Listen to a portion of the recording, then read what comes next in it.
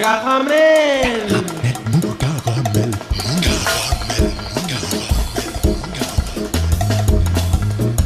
Caramel. Caramel. Caramel. Caramel.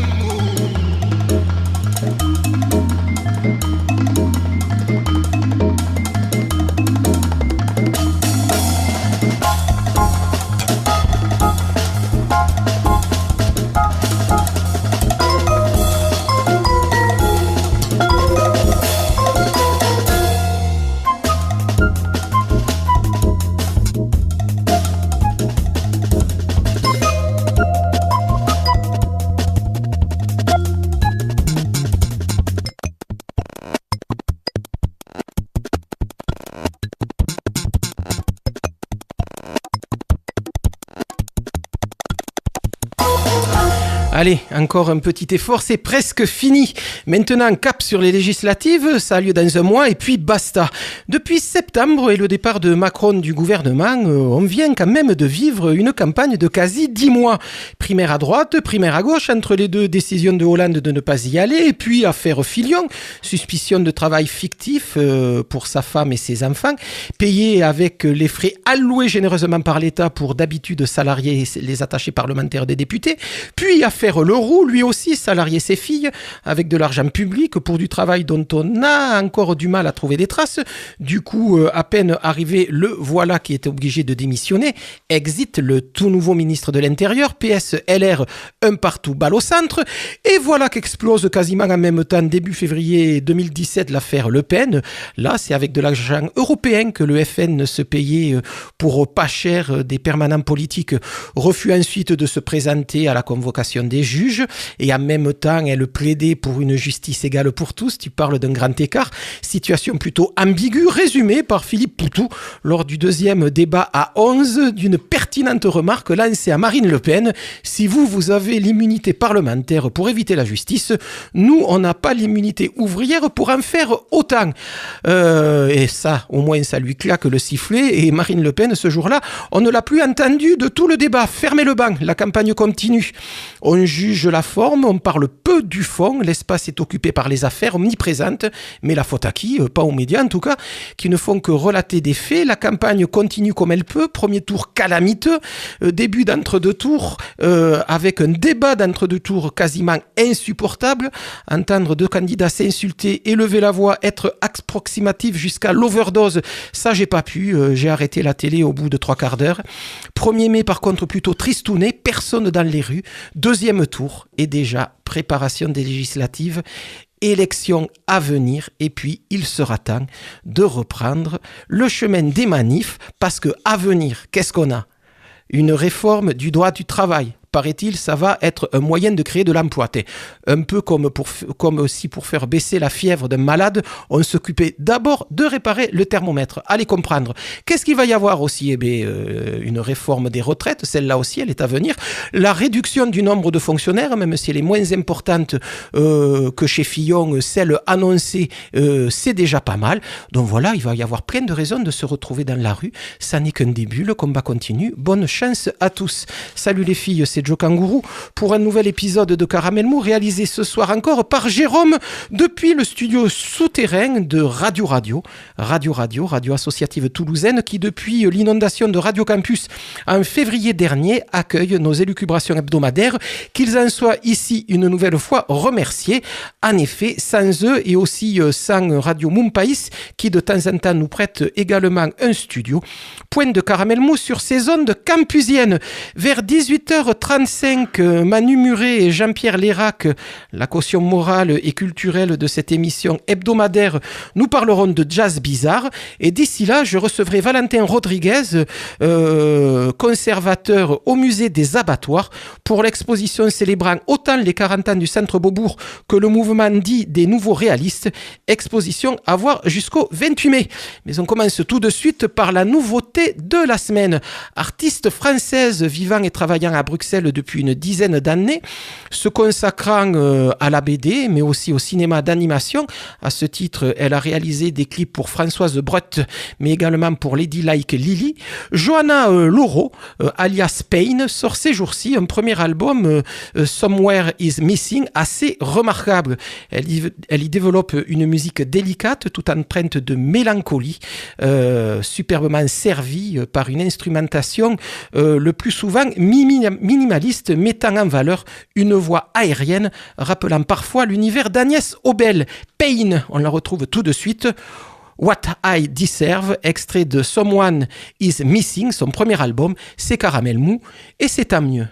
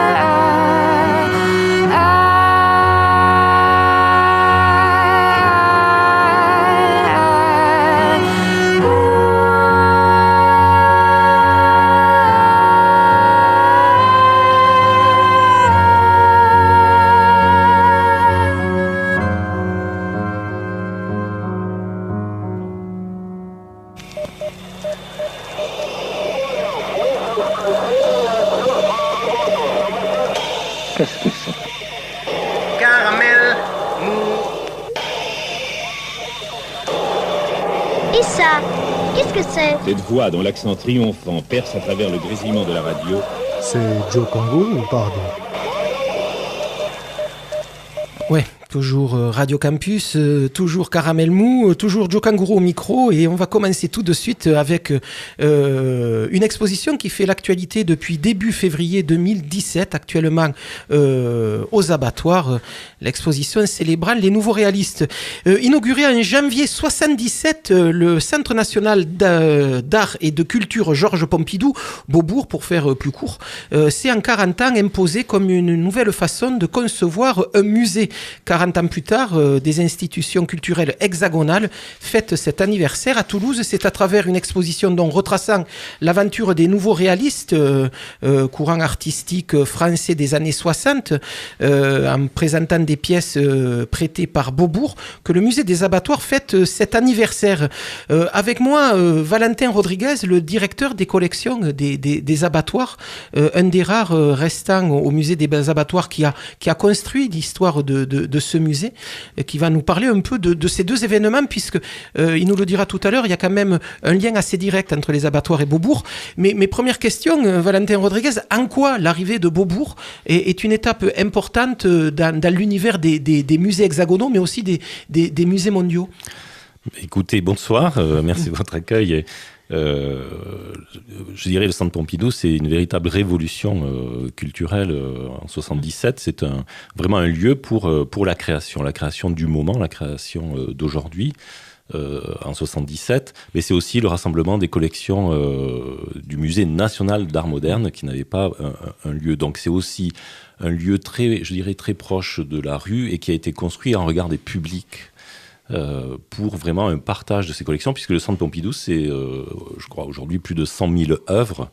Donc, c'est un lieu qui a permis vraiment de montrer ses collections nationales, mais également de produire des expositions temporaires. Et l'événement est devenu aussi, l'exposition temporaire est devenue, à partir de ce moment-là, entre autres, un élément fondamental pour les publics. Et de l'activité même du musée. Voilà. Donc c'est un musée qui est vraiment inscrit dans ce quartier, où il y a une révolution architecturale. L'architecture de Piano et de Rogers, c'est phénoménal. Donc, le machin, on l'appelait quand il est arrivé, cette espèce de grand bâtiment avec des tuyaux partout. Voilà, il y a eu énormément ou l'usine électrique. de débats, de personnes contre, pour. En tout cas, il y a eu de la réaction. Et puis, ça a été un véritable succès, ne serait-ce que par aujourd'hui la fréquentation de cette institution, absolument très importante, et qui a aussi une fonction aussi d'irrigation de ces collections. Puisque nous sommes extrêmement liés au Centre Pompidou, puisqu'ils nous ont déposé pour la création des abattoirs la donation de Daniel Cordier, qui représente aujourd'hui 1200 œuvres. C'est un tiers de nos collections. Pour replacer un peu Daniel Cordier, ancien secrétaire de Jean Moulin, et aussi grand collectionneur et grand marchand d'art. Voilà, c'est donc de la fin de Daniel Cordier, après la guerre. 97 ans aujourd'hui, a une vie absolument inouïe, donc grand résistant, secrétaire de Jean Moulin, enfin une histoire fabuleuse. Et c'est Jean Moulin qui l'initie aussi à l'art, à travers Kandinsky ou les avant-gardes, je dirais, les avant-gardes. Et après-guerre, donc Daniel Cordier va créer une galerie, la galerie Daniel Cordier, qui sera à Paris, à New York et à Francfort. Et donc il va avoir un flair absolument inouï. C'est quelqu'un qui soutient des artistes comme Jean Dubuffet. C'est Cordier qui défend Dubuffet.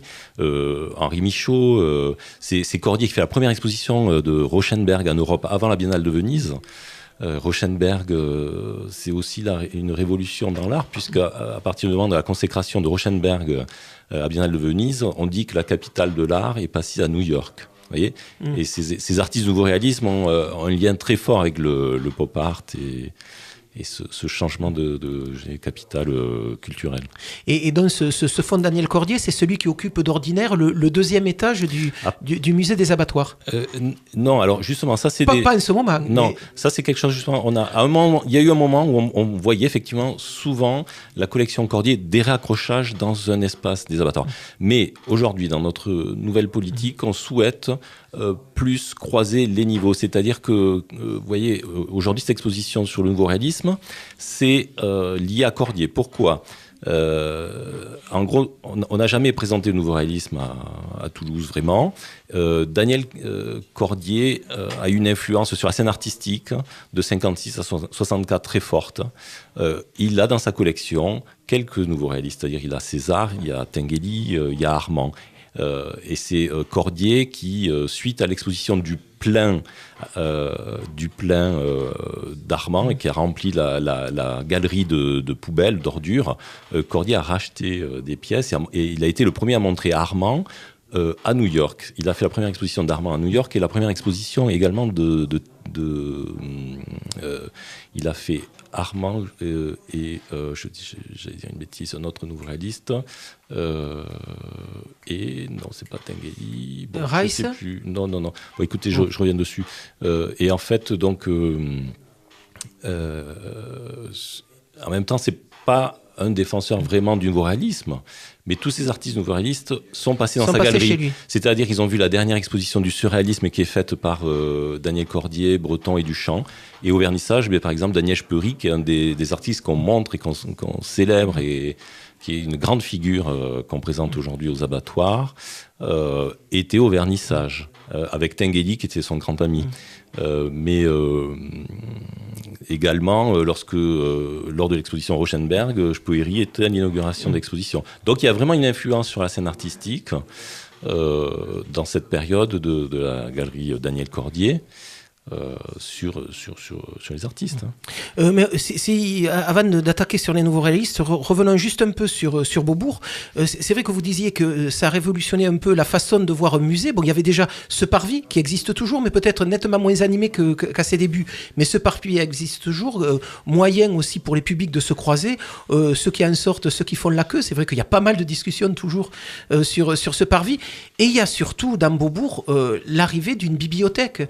Une bibliothèque qui est un fonds artistique énorme, qui produit de la vidéo, du film, du bouquin, mais qui est aussi un lieu social incroyable. C'est un lieu dans lequel les étudiants viennent étudier, les gens de passage viennent s'informer, simplement peut-être passer le temps, regarder des livres d'art, mais également, j'allais dire, les sans-domicile fixes du quartier viennent souvent y passer la journée, surtout quand il fait froid, sans que jusqu'à présent, c'est en train de changer, mais sans que jusqu'à présent, on leur ait dit d'aller voir ailleurs. Et c'est vrai qu'il y a une mixité sociale dans cette bibliothèque qui est aussi assez phénoménale pour un musée.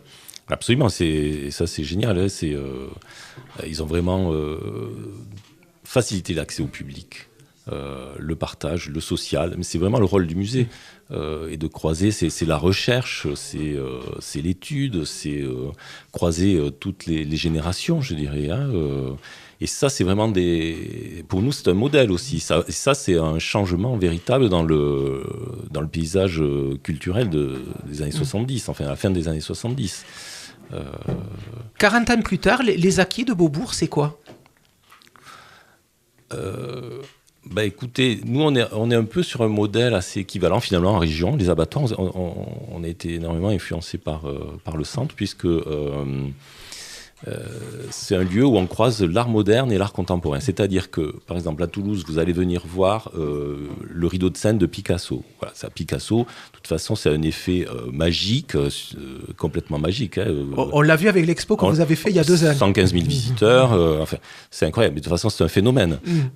Donc, évidemment, vous affichez Picasso. Lorsqu'on venait voir l'exposition Picasso aux abattoirs dans les sous-sols, en même temps, on pouvait voir Stéphane Tidé au rez-de-chaussée, qui est un jeune artiste. Évidemment, si on avait affiché Stéphane Tidé, personne ne vous voyez. Et cette espèce de croisement de la création d'aujourd'hui en regard. De toute façon, on est aussi un musée d'art moderne et d'art contemporain. La création aujourd'hui, elle n'a de sens qu'en regard du passé aussi. Donc on se positionne toujours dans une temporalité. Et la création aujourd'hui, c'est le patrimoine de demain. Vous voyez, donc on croise, on est dans le mouvement permanent. Et ça, c'est un des phénomènes qu'a pu initier Beaubourg, se servir des anciens pour faire découvrir des nouveaux. C'est absolument le cas et ça fonctionne. En tout cas, aux abattoirs, ça fonctionne. Vous voyez, aujourd'hui, sur l'exposition, on a dépassé 50 000 visiteurs. On est très, très heureux. Ça fonctionne très, très fortement. Et donc une expo à voir, les nouveaux réalistes, jusqu'au 28 mai prochain. On en parle dans 2 minutes, juste le temps d'écouter un peu de musique et on se retrouve tout de suite avec Valentin Rodriguez pour parler vraiment là de l'exposition actuellement proposée par le musée des abattoirs jusqu'au 28 mai, donc autour du mouvement des nouveaux réalistes.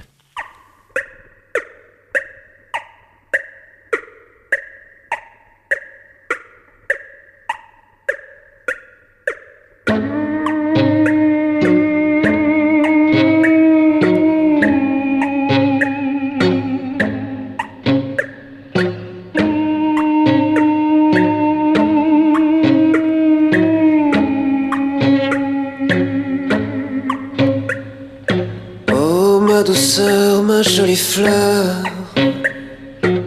Je compte tes taches de rousseur. Y a du brouillard sur nos ailleurs. Percé d'antennes, le ciel se traîne. Comment veux-tu qu'il t'emmène? Mes mains, mes bras te retiennent.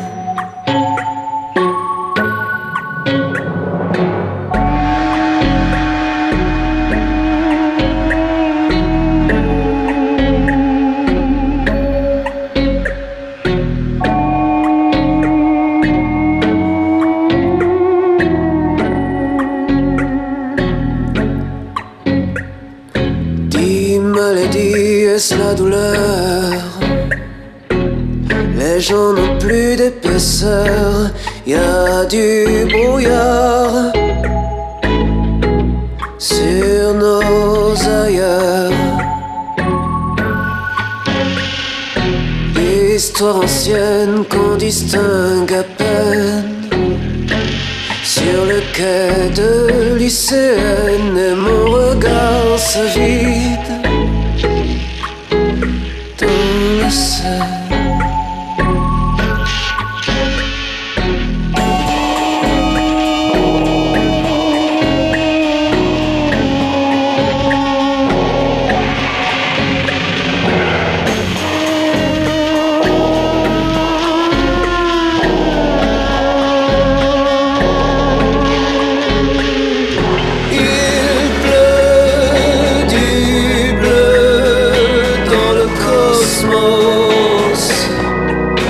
Sur Paris, intramuros, un tramway passe, il pleut. Attends, attends, ce n'est pas l'heure. Oui, je sens vibrer l'avant-bras tout près de ton cœur.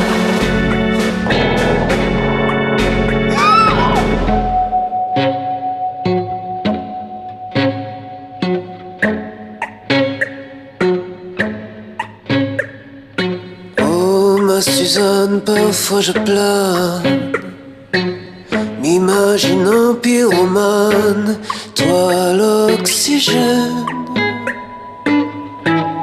et tout s'enflamme.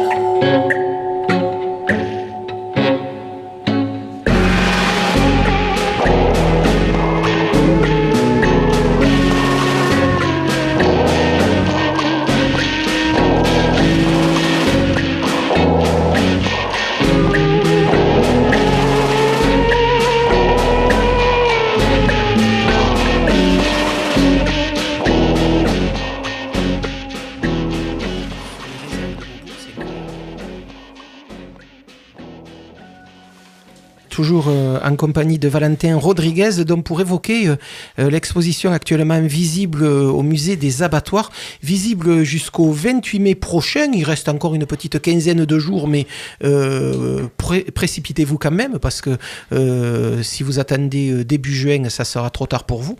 Donc jusqu'au 28 mai aux abattoirs, cette exposition sur le nouveau réaliste. Alors d'abord, vous allez nous expliquer d'où vient ce courant. Donc on peut le situer au début des années 60, fin des années 50, début des années 60. C'est quoi ce mouvement hexagonal français des nouveaux réalistes ? Écoutez, le nouveau réalisme, si vous voulez, c'est aussi, je dirais avant tout, un mouvement après-guerre. Donc c'est un contexte, je dirais aussi géopolitique complexe, puisque c'est des artistes qui ont connu la guerre en général. Et donc il y a un vent aussi de liberté très fort dans ce mouvement. C'est des artistes qui réinventent l'art, qui réinventent la peinture, qui réinventent la sculpture. Donc dans ces ils sont artistes, extrêmement créatifs, productifs. Dans ces artistes, on va peut-être en citer quelques-uns. On y trouve Armand, César, Christo, dont des gens bien connus du monde de l'art contemporain de nos jours. Yves Klein, le fameux Yves Klein, celui du bleu. On y trouve aussi Martial Reiss, Niki de Saint-Phal, Jean Tinguely, Daniel Spoeri, dont vous nous parliez tout à l'heure, et plein d'autres. C'est à peu près 25-30 artistes qui peuvent graviter dans ce qui n'est pas un collectif, mais qui est quand même un groupe. Oui, donc il y avait un groupe avec des signataires d'un groupe, mais ensuite il y a eu toutes les influences ou les artistes qui ont pu se rattacher ou ont eu des histoires avec le nouveau réalisme, comme Ben, Robert Fillou, le mouvement Fluxus, qui est un mouvement aussi lié à l'action, à la performance, qui est lié, je dirais, au dadaïsme. Ils sont dans des postures réactives. C'est ça, c'est une réaction au nouveau réalisme. Si je vous dis que les nouveaux réalistes, c'est un peu l'art du recyclage ? Absolument, puisque ils se sont vraiment intéressés donc la question de l'objet, de la réalité. C'est-à-dire, on n'est plus dans la représentation, on n'est plus dans une représentation picturale, dans une peinture abstraite, dans les écoles de Paris, etc. On veut se saisir, on veut rapprocher l'art de la vie, du quotidien. Donc le quotidien, notre environnement, la ville, la cité, la banalité. Voilà, c'est vraiment cette sensibilité chez eux. Donc vous allez avoir des artistes comme César qui construit des sculptures avec des voitures qu'il va compresser. Donc son terrain de jeu, c'est les casses. C'est les casses et puis c'est les broyeuses. Donc dans l'exposition, on voit d'ailleurs un film. On a voulu aussi, puisque tous ces objets du quotidien ont pris une patine aujourd'hui, ça peut faire objet de brocante, mais c'était les objets du quotidien dans les années 60. Et donc c'était important pour nous aussi de mettre des films pour entendre ces artistes, les voir travailler, recontextualiser et comprendre. Et ça fonctionne assez bien sur la compréhension des pièces. C'est vrai que ce groupe-là, dans la déclaration qu'ils avaient fait, puisque traditionnellement, beaucoup de mouvements artistiques, qu'ils soient littéraires ou arts plastiques, fondent leur démarche sur un texte écrit. Dans l'écrit qu'ils avaient fait au début des années 60, ils disaient qu'ils étaient aussi en réaction à tout le mouvement d'abstraction qui était né en France et surtout aux États-Unis. Les années 50, c'est la grande époque de Pollock, et que c'était une façon pour eux de revenir à quelque chose qui était figuratif, mais sans tomber dans le portrait. Qui était considéré comme de l'art bourgeois. Nous sommes dans les années 60, 68 n'est pas loin. Il y a quand même une dialectique et un verbe de cette époque-là. Mais ils sont dans cette histoire, se réemparer des objets du quotidien, mais ne pas en faire de l'abstraction. Oui, et c'est même, je dirais, être au plus près du réel. Être au plus près du réel, et ce que je disais, de rapprocher l'art de la vie. Ils sont vraiment dans cette posture. Et donc, je dirais, ils chassent le quotidien, ils piègent le quotidien. Avec des choses étonnantes qui sont montrées aux abattoirs dans cette exposition. Il y a d'abord cette exposition, cette sculpture monumentale de Jean Tinguely qui, toutes les 20 minutes, se met en branle. Il faut vraiment attendre qu'elle se mette en mouvement parce que c'est vraiment très exceptionnel à voir fonctionner, mais qui est faite avec que de la récupération de ferraille. Oui. On y reconnaît de tout, des boulons, des vis, des morceaux d'objets d'agriculture. Enfin, il y a vraiment de tout là. Tinguely est aussi un artiste génial que j'adore et je suis très heureux que cette sculpture soit aux abattoirs. C'est un prix du musée Tinguely de Bâle. C'est une sculpture qui fait plus de 12 mètres de long et c'est un hommage à Yves Klein. Tinguely, 20 ans après la disparition d'Yves Klein, fait un hommage. Donc on voit des miroirs, des jeux de profondeur, d'infini, de rotation. Et donc Tinguely, si vous voulez, il a été aussi assez fou puisqu'il a fait on a également des films où on voit justement les performances qu'il a réalisées avec des machines qui s'auto-détruisaient. Il est déjà dans l'art qui s'auto-détruit. Donc ça, c'est aussi une posture incroyable Oui, il y avait tout ce travail qu'il avait fait sur des objets qui explosaient. C'était dans un désert américain, avec des choses qui explosent partout et tout le but du jeu là, c'est de préparer l'explosion, et c'est la retranscription par film de l'explosion qui va être l'acte artistique. C'est une performance. C'est une performance. Donc là, vous montrez plein de films de cette époque-là. On les voit préparer tout ça. On les voit rigoler. Enfin, c'est vrai que c'est quand même un mouvement très joyeux, ce mouvement des nouveaux réalistes, avec un film qui est montré là où d'ordinaire est montré le rideau de scène de Picasso. Un film dont vous me rappellerez le nom de l'auteur, qui est un film qui retrace tout le parcours, mais à l'envers, tout le parcours d'une vache et de son steak. Donc on commence par les chiottes. Voilà. Les déchets sont évacués dans les chiottes, et puis on remonte petit à petit et on se retrouve à la fin du film avec une vache en train de manger de l'herbe dans son champ. Et c'est vrai qu'il y a tout un travail là sur le cinéma, mais aussi sur quelque chose qui est finalement très contemporain. L'appel à être végétarien, c'est pour le coup très très contemporain. Oui. Alors ce film, c'est Résurrection. Et ça, on est très heureux parce que c'est un film qu'on a acquis pour les collections du musée il y a 3 ans. Où on voit l'ingestion d'un steak, mais en marche arrière. Et donc, et la résurrection, je dirais, d'une vache. Mais c'est aussi l'ingestion, c'est aussi la question de la vie, je dirais, de la vie et de la mort. Qui est finalement aussi très présente chez ces artistes, et entre autres, voilà, quand des œuvres s'autodétruisent, c'est ça aussi, hein, c'est la vie, la mort, la résurrection, le cycle. Et donc chez Daniel Spoeri, qui est cet artiste du nouveau réalisme où on fait un éclairage particulier dans cette exposition, qui a accepté, qui est un des derniers de ces artistes vivants, actifs, passionnants, qui a une carrière hallucinante de danseur. Il commence à l'opéra comme danseur. Il va créer le hit art et ces fameux tableaux pièges. Mais Daniel Spoeri, il faut savoir qu'il est né en Roumanie. Il est juif. Son père est assassiné dans les premiers pogroms. Il va fuir en Suisse avec sa mère. Et donc il y a une histoire absolument redoutable. Et donc ces tableaux pièges, c'est aussi des scènes de la vie, un repas qui est fixé, tous les éléments sont fixés, collés et mis au mur verticalement. Donc c'est fixé pour l'éternité, je dirais, c'est un moment fixé pour l'éternité. Donc ça a vraiment à voir avec le cycle de la vie, de la mort. Voilà, mais c'est c'est quelqu'un qui a une influence incroyable sur la scène artistique après ces années. Quand on rentre dans les abattoirs pour cette exposition-là, on tombe sur une série d'affiches, et là on parlait aussi d'art de recyclage et de récupération, un travail sur des affiches où il y a des collages, où on déchire, où on refait, et ça aussi c'est une façon typique des nouveaux réalistes d'appréhender l'art. Absolument, Jacques Villéglet, Raymond Hens, je vous disais, le terrain, la rue était leur atelier. L'atelier, c'était la rue. Tinguely, on disait son atelier, c'est la casse. César aussi. Voilà, César aussi. Et donc, c'est aussi cette période des années 60, c'est aussi l'Algérie, c'est la France déchirée. Et donc, il y a plusieurs films aussi qui sont très intéressants où justement, on peut voir à travers des affiches politiques, et selon les déchirements, on peut jouer avec les mots, les couleurs, etc., les slogans, faire apparaître, disparaître.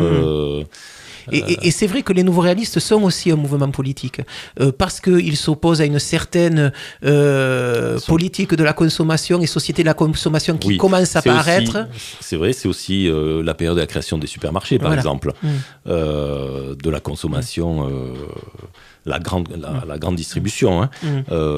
Donc ils sont très critiques. Et même par rapport au Centre Pompidou, c'est intéressant parce que, peut-être je peux dire un mot très rapidement, mais sur le crocodrome, lors de la création du Centre Pompidou, Pontius Sultan, qui était le directeur, qui adorait les nouveaux réalistes, les a invités à produire une pièce. Donc ils ont créé le Crocodrome dans la fosse du Centre Pompidou, et qui était en fait un musée sentimental, une boutique aberrante où Tinguely, Ligenbull et Spöeri ont fabriqué des objets. Un lieu. Ils étaient très critiques. Eux-mêmes du Centre Pompidou, ils se vendaient cette espèce de vaisseau amiral, cette espèce de temple gigantesque.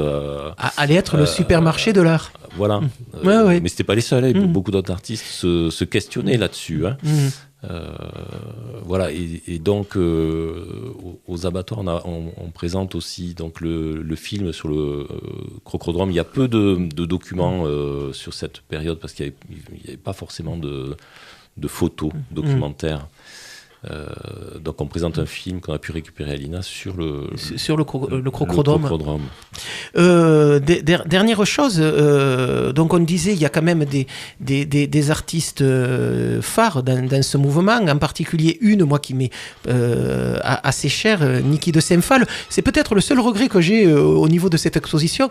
Finalement, il y a peu d'œuvres de Niki de Saint-Phal, dont Niki de Saint-Phal était connu pour peut-être deux aspects de sa production. D'abord, c'est la femme à la carabine, et c'est vrai que même dans des films grand public, on a pu voir des artistes, des acteurs faire de la peinture à la carabine. C'était directement issu de Niki de Saint-Phal, qui était la compagne de Jean Tinguely. Il y a ensemble, ils avaient mis au point une espèce de processus qui faisait que dans des structures de plâtre, ils plaçaient des ballons et puis ils invitaient leurs amis, leurs copains à venir passer des dimanches à la maison en train de tirer à la carabine sur ces morceaux de plâtre, et puis de manière aléatoire la peinture coulait, et le résultat, il y a des tableaux qui sont assez superbes, d'autres un peu moins réussis, et je trouve que c'est peut-être les moins réussis que vous montrez aux abattoirs.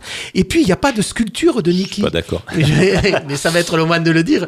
Et puis il n'y a pas de sculpture de Niki de Saint-Phal. C'est vrai qu'elle est connue aussi pour ses nanas, ces espèces de matrones énormes qui ont été sa marque de fabrique pendant des années, et sa façon de dire aussi sa déchirure dans sa vie. C'est quelqu'un qui a été violé régulièrement par son père enfant, et c'est vrai que elle a toujours dit que la façon de faire de l'art pour elle, ça avait été peut-être une façon de ne pas se suicider. Elle avait pu sortir toute cette douleur-là à travers des œuvres comme les nanas ou les mamans dévoreuses. Mais c'est vrai que j'ai trouvé qu'il y en avait peut-être un peu moins. C'est pareil pour Martial Rice. Il y a finalement peu de choses de lui, qui est un des grands maîtres, du néon. C'est lui qui a commencé à faire avec du néon des œuvres d'art. Oui, donc bon, il y a ceci dit, il y a beaucoup d'œuvres. Donc sur Niki de Saint-Phal, une artiste aussi que j'adore, c'est aussi une artiste femme. Et dans cette période-là, je trouve que elle est vraiment importante aussi, parce qu'elle a vraiment elle était vraiment vindicative, elle a vraiment défendu les femmes artistes et la femme en général, et ça c'est génial. Le petit bout du film d'Ad que vous montrez dans l'exposition est assez significatif sur ça. C'est un extrait extrêmement important, parce que Niki de Saint-Phal, je vous disais, ces artistes réinventent l'art et réinventent la façon de peindre, et donc on a voulu vraiment montrer aussi ses tirs. Les tirs, c'est aussi ces assemblages d'objets dans lesquels elle le piégeait, elle mettait des ballons de peinture, et ensuite elle tirait à la peinture. Elle tirait à la carabine. Donc il y a quand même deux très beaux tableaux, l'Hôtel des Innocents et une cible qui n'a pas été tirée, que vous montrez aux abattoirs. On a réussi à négocier, donc ça c'est quand même pas si mal. Et Niki de Saint-Phal, après, si vous voulez, la difficulté, c'est que les 40 ans du Pompidou, on n'est pas les seuls à les célébrer, et donc il y a énormément d'œuvres un peu partout. C'était très difficile de négocier plus, mais tous les artistes sont représentés dans l'exposition du mouvement. Et puis on a aussi croisé avec les collections de Daniel Cordier, parce que je rappelle qu'il y a aussi des œuvres de Cordier qui sont entremêlées. Voilà. Donc voilà, tout ça pour vous dire que cette exposition, donc montée à l'occasion des 40 ans de Beaubourg, est absolument à voir. Vous avez encore une quinzaine de jours pour y aller, puisque la fin de l'expo, c'est prévu pour le 28 mai. Oui, un dernier mot, Valentin Rodriguez. Oui, et puis alors moi je voudrais dire qu'il y a un événement incroyable. Le 18 mai, nous faisons un repas Spöeri. Daniel Spöeri organisait des banquets, et donc il y a une soirée aux abattoirs, un jeudi des abattoirs, intitulé Un coup de dé jamais n'abolira le hasard, cette phrase célèbre de Mallarmé. Et donc je crée la fiction, mais il en a pas fait depuis pas mal de temps, et il sera filmé, donc ça va être vraiment une trace de ces repas, et elle sera aux abattoirs. Voilà, et en disant qu'il faut réserver, c'est prévu pour 100 personnes, et le prix du repas c'est 70 €, si je me souviens bien. Voilà, mais c'est pour les passionnés, je dirais. Voilà. Ouais. Donc ça, c'est jeudi prochain, le 18 mai. L'exposition, c'est jusqu'au 28 mai. Les nouveaux réalistes, après. Juste, je voulais vous dire, la galerie Cordier à New York a célébré 2 artistes, c'est César et Armand. Voilà. Et après cette exposition, ce qui est prévu pour les abattoirs cet été? Alors cet été, on a une exposition qui s'intitule, on a 2 expositions, une qui s'intitule Suspended Animation, qu'on coproduit avec un musée américain, le Hirshhorn à Washington, une exposition, je dirais, sur le numérique qui nous envahit, les réalités numériques aujourd'hui, qui nous environne, qui nous accapare, et le corps, l'humain à travers ces réalités numériques. Donc ça va se développer au premier étage dans les sous-sols. Et puis une exposition qui s'appelle Peindre comme je bouge. Peindre comme je bouge, c'est aussi la question du mouvement dans la peinture. Donc on va retravailler nos collections avec des nouvelles acquisitions au musée, entre autres Karolich Niemann, une pièce qu'on vient d'acquérir. C'est une œuvre, une artiste s'est vraiment investie dans le body art, dans le happening justement des années 60, et qui vient d'avoir le Lion d'Or à Venise. Et on a dû avoir du flair. On vient d'acheter une œuvre avant que sa cote n'explose. Donc elle sera présentée autour du mouvement, les abstractions américaines, japonaises, le mouvement Gutai, et puis des jeunes artistes aussi qui seront mis en relation, comme Guillaume Bresson, qui est un jeune artiste justement toulousain qui vit à New York maintenant. Voilà, donc la question du mouvement dans l'art aujourd'hui, mais en regard de l'histoire. Voilà, et tout ça pour expliquer aussi, vous parlez de Lion d'Or, on ne parle pas de festival de cinéma, mais la Biennale de Venise est en train d'ouvrir, et traditionnellement, avant qu'elle ouvre au public, les artistes célèbrent les autres artistes qui sont montrés à Venise en donnant des prix, et donc c'est effectivement la remise des prix à Venise avant l'ouverture officielle de la Biennale de Venise qui doit se faire vers le 18 mai, quelque chose comme ça. Et voilà. Ouais, donc quand vous parlez qui viennent d'avoir le Lion d'Or, elle n'a pas fait un film, mais c'est une des œuvres qui sera actuellement visible pendant tout l'été et jusque. C'est le Grand Prix de la Biennale de Venise, voilà. Donc c'est très important. Voilà, donc c'est une célébration de cet artiste qui le mérite. Et qui cet est une artiste, femme importante. voilà, on pourra donc la voir cet été aux abattoirs. Et à Venise. Et voilà, mais c'est un peu plus loin. Valentin Rodriguez, merci d'être venu nous parler de cette exposition autour du nouveau réalisme, exposition visible au musée des abattoirs jusqu'au 28 mai prochain. Et le musée des abattoirs, on va y revenir juste après ça, mais pour autre chose.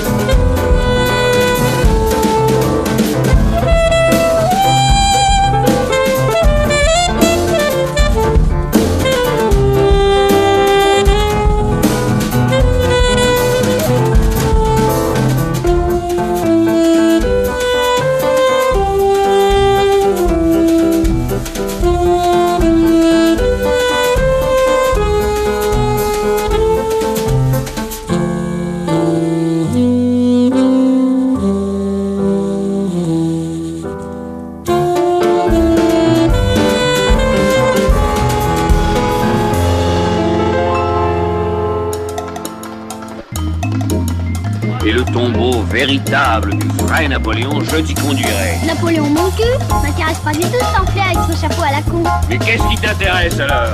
Caramel.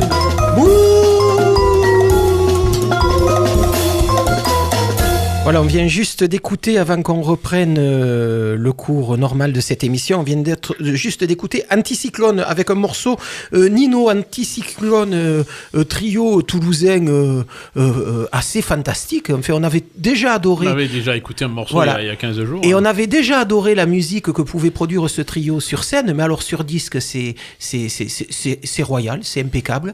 Le morceau qu'on vient d'écouter, c'est Nino. Ouais, vraiment. En plus, comme ça... J'avais voulu mettre en avant la voix de Charlène, mais c'est vrai que c'est un beau trio. Mais oui, mais elle chante, mais elle fait pas que chanter. Elle joue aussi du sax et de manière assez formidable. Donc voilà, Anticyclone, premier album, Dérèglement. On vient d'écouter Nino. Et je pense qu'Anticyclone, on n'est pas prêt de les écouter dans cette émission. Jean-Pierre Lérac, bonsoir. Bonsoir. Donc je disais qu'on allait continuer à parler des abattoirs, mais sous un autre plan. Et pour le coup, c'est aux abattoirs que va avoir lieu le dernier concert de l'année d'un pavé dans le jazz, programmation de 2016-2017, avec un événement quand même assez exceptionnel, un ten-tête à Toulouse. Ten-tête, pour les ignares, c'est 10 musiciens sur scène, et c'est le ten-tête de la contrebassiste Joël Léandre. Vous en avez déjà dit beaucoup. Oui, ça va vous permettre comme ça de broder et de nous expliquer qu'est-ce que c'est cette musique, parce que quand même une musique assez inclassable. Assez inclassable. Alors tout d'abord, je voulais dire que cette émission est quand même très bien construite, puisqu'il y a quand même, vous voyez, on est dans une espèce de cohérence. Là, comme quoi l'expérience, c'est quand même... L'expérience. Donc je vais en profiter justement, je vais faire le lien avec ce qui vient de se dire maintenant. Je vais en profiter tout de suite au cas où je l'oublierai. Donc c'est la 3e année que nous organisons un concert aux abattoirs. Et traditionnellement, maintenant, nous terminons nos saisons aux abattoirs.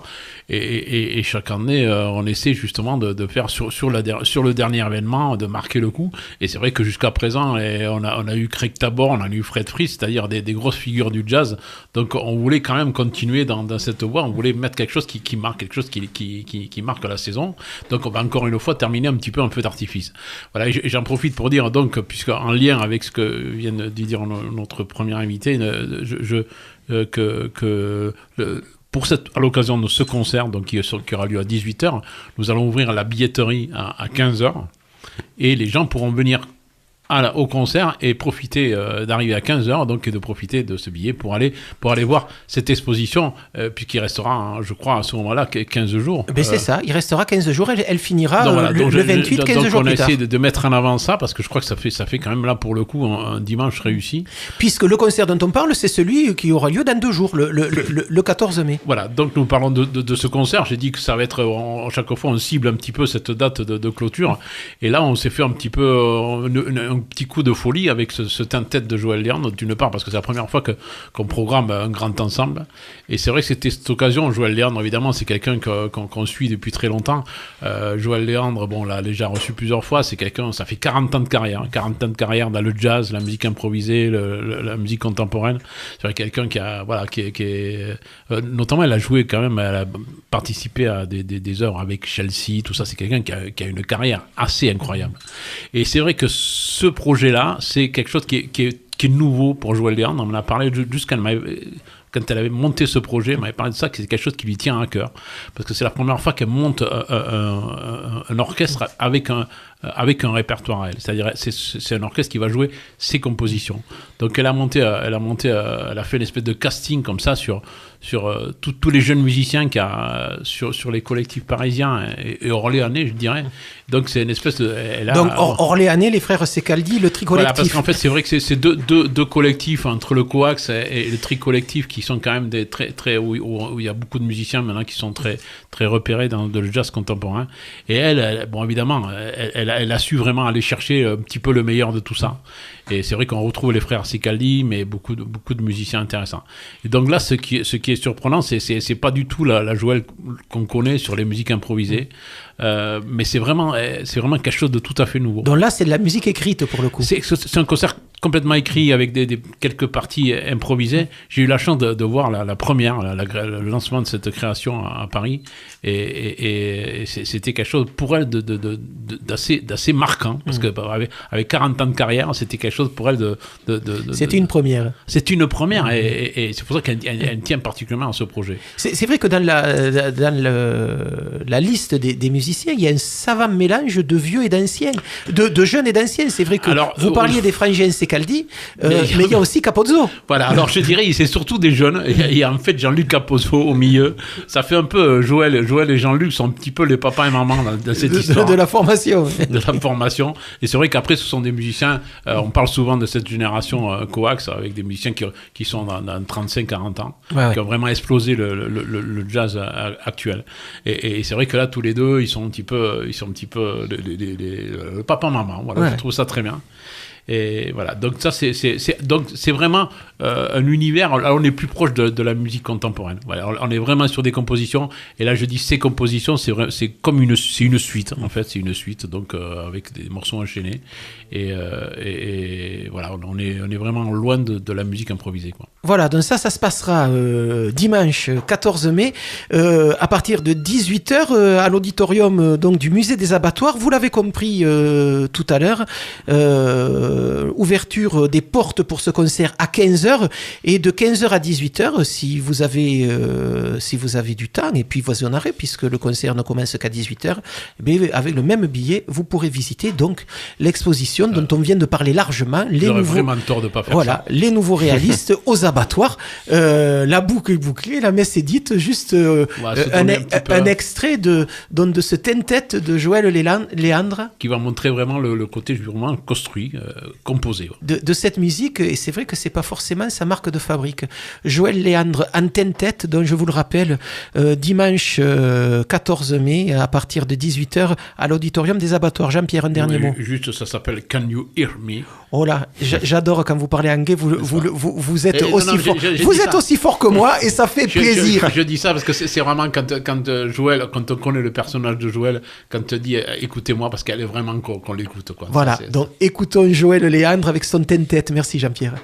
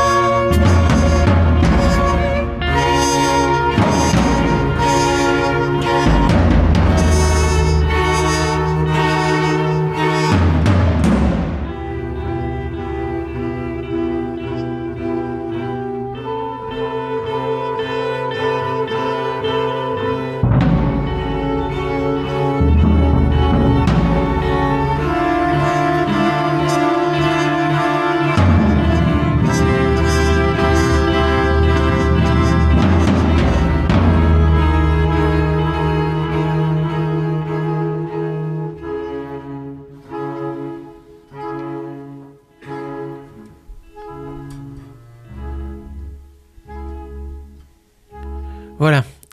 Un extrait du Tentet de Joël Léandre, formidable formation de 10 musiciens à voir et à écouter donc dimanche à partir de 18h. Ça se passera à l'auditorium du musée des abattoirs.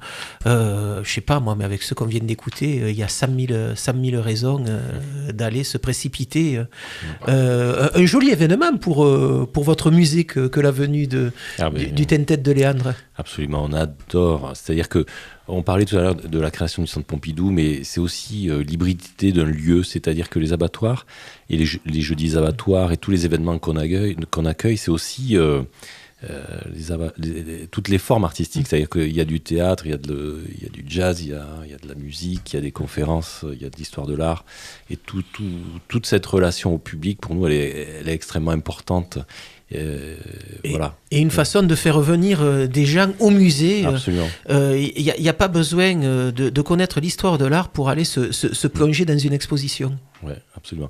Et je pourrais rajouter un petit mot là-dessus, c'est-à-dire qu'on travaille énormément sur cette question du public aux abattoirs, c'est-à-dire qu'il y a ce programme culturel, c'est les expositions, il faut les partager, donc tout ça aide aussi à capter des publics, à les sensibiliser, mais notre musée, il est hors les murs à 60%, c'est-à-dire qu'on est un musée et ce qu'on appelle un FRAC, un Fonds régional d'art contemporain, donc on diffuse sur toute la région,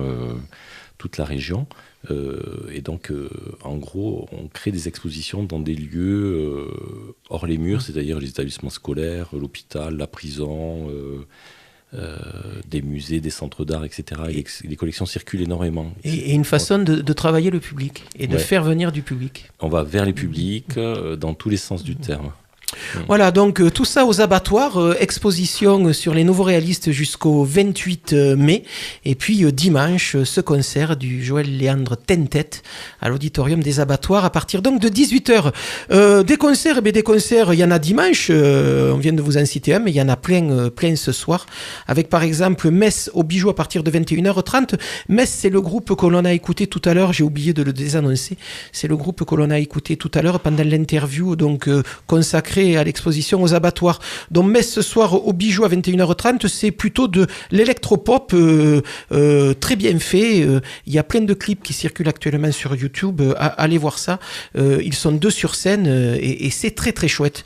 Aux Connexions Live à 19h, soirée consacrée à Let's Go Buzzy, un tout nouveau label rock toulousain avec sur scène Cosmo et Polar Brigade, 2 groupes ayant chacun pressé un album fin 2016 pour ce label.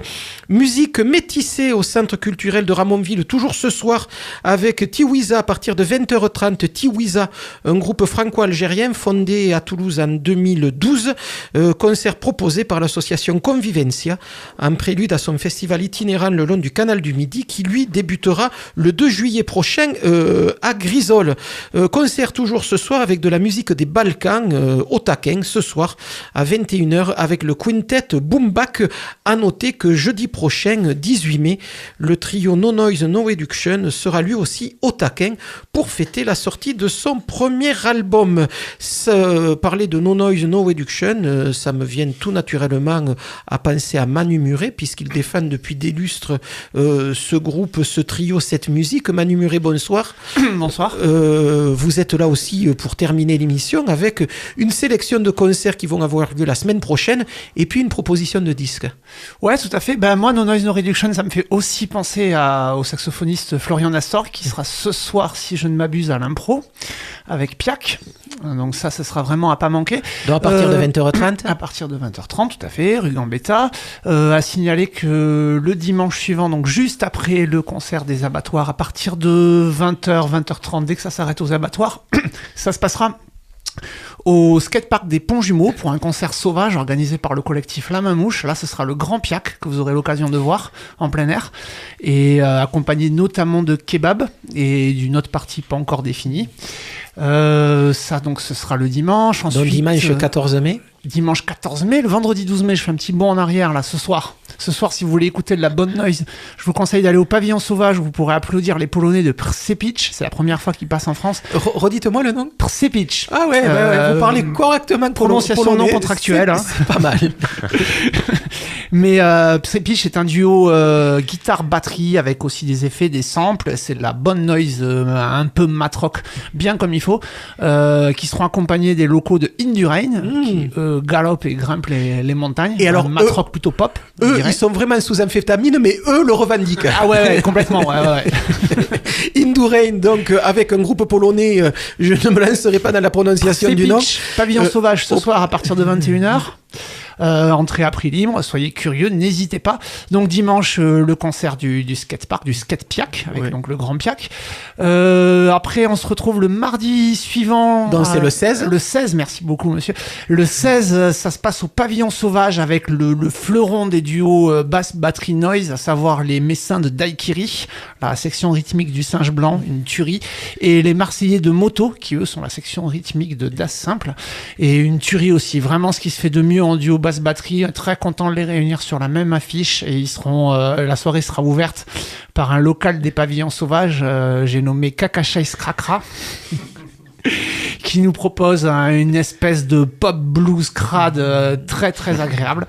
Ça c'est pour le 16. Le 18, donc il y a la sortie de No Noise No Reduction de l'album Au doux combat me joindre. Ça se passe au Taquin avec en ouverture Yann Joussin, batteur fondateur du collectif Coax que vous mentionniez tout à l'heure. Musicien rare à Toulouse et qui fait plaisir de voir. Là, ça sera avec son solo de batterie Phoque éventré. C'est une grosse tuerie. Donc, grosse soirée à pas manquer au Taquin. Et pour rassurer le mélomane moyen à l'écoute de Caramel Mousse, ça n'a rien à voir avec le solo de 10 minutes de Deep Purple dans Made in Japan. Hein. C'est vraiment un solo de batterie où l'on ne s'ennuie pas. Contrairement à ce solo qui, pour moi, pendant des années, a été l'archétype même de l'emmerdement en concert. Ah, moi, c'était le solo de batterie hélicoptère dans Sweet Smoke. Ah, mais on a chacun le sien, mais on est de générations différentes. Ouais, non, parce qu'il faut dire que quand même, quand on parle de solo de batterie, la plupart du temps, on s'y emmerde férocement. Mais c'est vrai qu'il y a des exceptions, et celle-là en est une sacrée. Ouais, carrément. Il est vrai. Et No Noise No Reduction, c'est bon, on en a parlé longuement ici, mais c'est vraiment un trio immanquable. Donc ratez pas ça. Ils nous avaient même fait exploser le studio l'année dernière lorsqu'ils étaient venus tous les trois jouer en direct en présentation de leur premier concert à l'Impro. Ça avait été un sacré moment. Grave. Ouais, effectivement. Bon moment de radio. Voilà pour les concerts conseillés sur cette semaine. Le samedi suivant, le 20 du coup, là ça se passe à Amanita Muscaria avec le trio électro pop jazz Mitsui Rato et les jazz groove punk rock in opposition sont assez chauds à définir, les Grus de Montpellier qui reviennent. Voilà, ça se passe. Ça c'est à Amanita. Le 20 avril. Voilà. Et donc vous vouliez le 20 mai, et vous vouliez aussi nous parler d'un disque.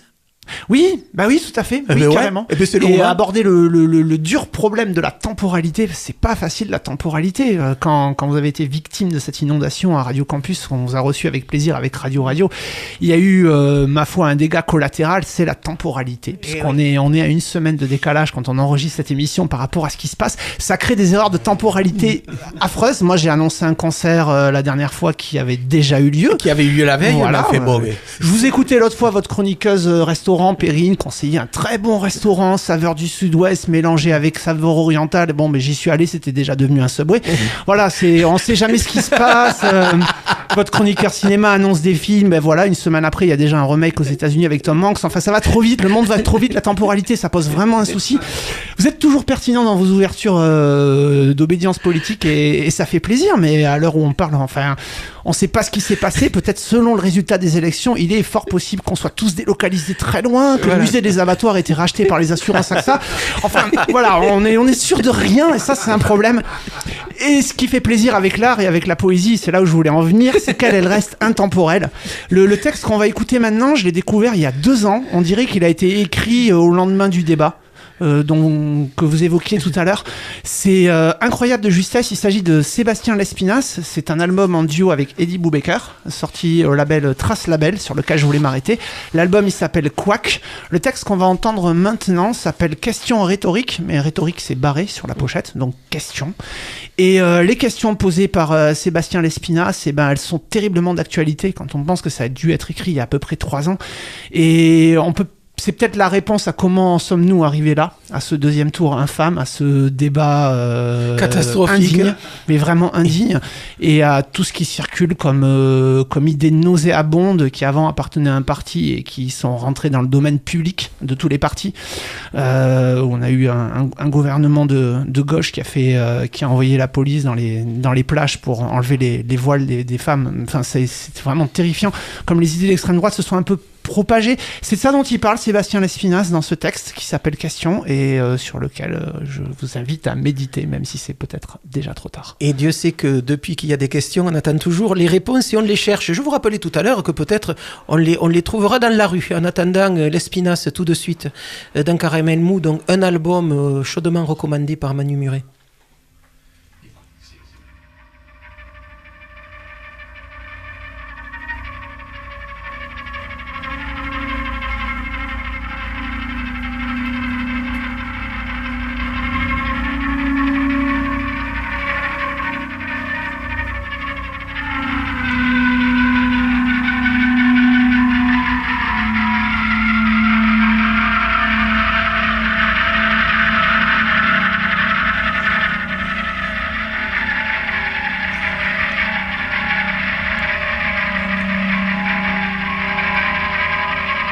Aurait-on dû parler de Français d'origine musulmane?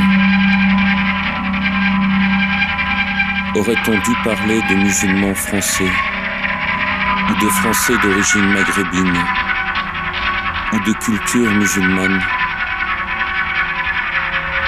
Fallait-il parler de musulmans modérés? Aurait-on dû parler de musulmans laïcs? Fallait-il parler de musulmans intégristes ou d'islamistes français? Aurait-on dû parler d'ennemis de l'intérieur? Fallait-il parler de terroristes ou de djihadistes ou de causes nationales? Aurait-on dû parler de groupes ou de bandes armées ou d'organisations pilotées par l'étranger? Aurait-on dû parler de loups solitaires? Fallait-il parler d'intégrisme radical ou de désintégration sociale ou de communautarisme? Aurait-on dû parler d'assimilation, parler d'acculturation, invoquer le choc des civilisations? Fallait-il parler de jeunes arabes? Fallait-il seulement parler de jeunes, ou de jeunes français, ou de jeunes des banlieues, ou de jeunes désemparés? Fallait-il parler de jeunes de la 3e génération? Aurait-on dû parler de générations perdues, ou bien de générations sacrifiées? Aurait-on dû parler de l'immigration maghrébine, ou de Français d'origine immigrée, ou d'immigrés tout court? Aurait-on dû parler de l'immigration, parler des Français de confession immigrée? Aurait-on dû préciser de jeunes Français d'origine maghrébine venant des banlieues? Aurait-on dû parler de jeunes racailles, ou bien de racailles tout court? Aurait-on dû parler de Français de confession racaille, ou de racaille de France, ou de la communauté racaille? Fallait-il parler d'identité de papier, de préférence nationale, de catholicisme patriotique, ou du droit canonique romain? Aurait-on dû parler de Français d'origine française, ou de Français de souche, ou de Français de culture arboricole, aborigène, autochtone? Aurait-on dû parler de Français de confession française, de patriotes au sang bleu, ou de jeunes Français désœuvrés, ou de jeunes anarchistes? Aurait-on dû parler de Français républicains, ou de la République française, ou de la tradition laïque? Aurait-on dû parler des valeurs de la laïcité ou de laïcards d'origine républicaine ou de bouffeurs de curés? Aurait-on dû parler d'alimentation, de nourriture française, parler des origines contrôlées? Fallait-il parler de la viande halal ou de Français d'origine bovine ou de la communauté bovine française? Aurait-on dû parler du sentiment grégaire ou de la ségrégation ou de la douleur animale ou des conditions sanitaires de vie et de mort? Fallait-il parler d'origine? Aurait-on dû parler d'hommes de couleur ou d'origines ethniques ou de black ou de beurre, de rebeu ou de toubab?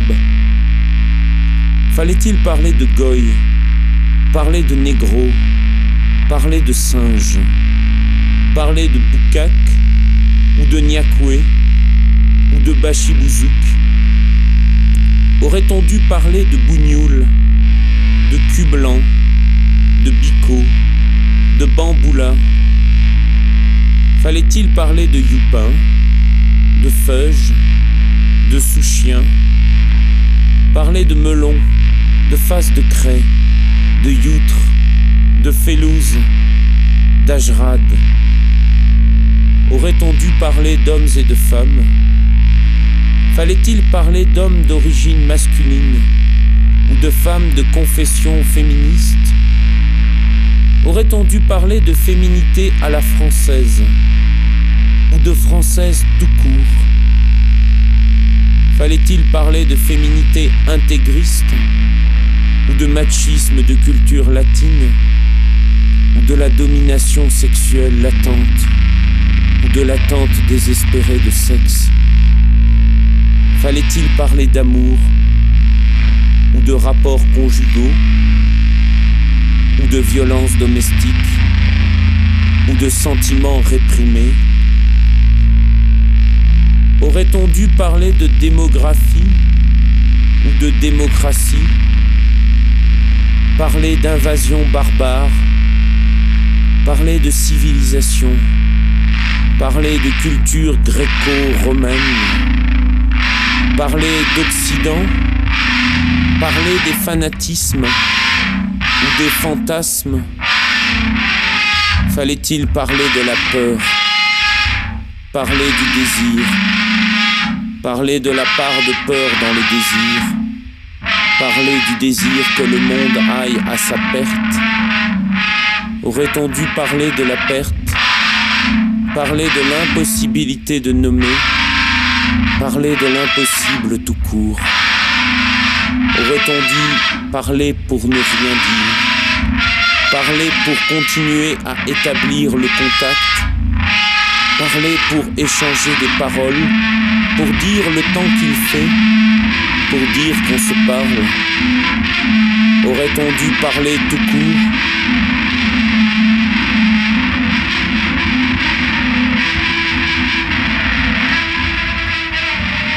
Musique grinçante pour poésie écorchée. On vient d'écouter Eddie Boubacar à la basse et Espinas pour le texte. Jean-Pierre Lérac me faisait remarquer que ce duo, on pourra l'écouter à Jazzaluz cet été. Jazzaluz les 12, 13, 14 et 15 juillet prochains. Vous regardez sur internet jazzaluz.com. Vous avez la programmation complète et donc cet artiste et ce duo sera visible et entendable dans Jazzaluz de cet été. Pas le duo par contre. Pas le duo. Non, il y a une journée consacrée à Sébastien Lespinasse qui va faire des impros avec des rencontres improvisées avec d'autres musiciens, mais que je sache, Eddie Boubacar ne sera pas de la partie. Bon, c'est bien dommage. Voilà, en tout cas, cet artiste, vous pouvez le voir à Jazzaluz. Nous, on va se quitter là-dessus. Je vous rappelle que les émissions sont disponibles dans la semaine sur YouTube. Vous chopez YouTube, vous tapez sur le moteur de recherche Radio Campus Toulouse, Caramel Mou, et vous avez toutes les émissions que nous avons fabriquées un peu partout à Toulouse depuis septembre. Voilà, Caramel Mousse, c'est terminé pour aujourd'hui. On se retrouve la semaine prochaine. Salut les filles.